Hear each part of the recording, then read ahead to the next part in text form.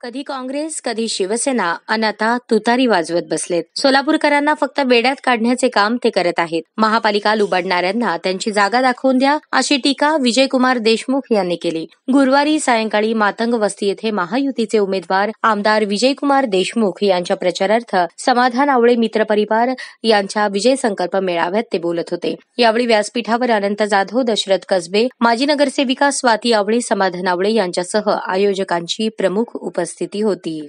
यावेळी बोलताना महायुती उमेदवार विजयकुमार देशमुख म्हणाले, या भागाचे गेल्या 15 वर्षांपासून मी नेतृत्व करत आहे. सुरुवातीला या भागात काम करताना खूप अडचणी येत होत्या, परंतु तरीही 3 नगरसेवक येथून निवडून आणले. पुढे बोलताना ते म्हणाले, विरोधकांनी संविधान बदलण्याची खोटी अफवा केली. कोणाच्या बापात हिंमत नाही संविधान बदलण्याची. अफवांवर विश्वास ठेवू नका. भाजप संविधानाचे पालन करणारा पक्ष आहे.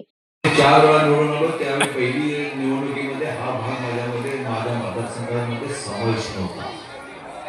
दुसऱ्यांदा जेव्हा मी उभारलो तेव्हा हा भाग माझ्या मतदारसंघात आला.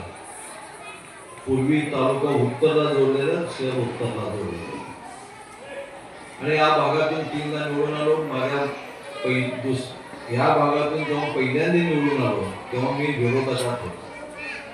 नंतर मी या भागातला पालकमंत्री झालो. या भागात काम करत असताना अनेक अडचणी होत्या.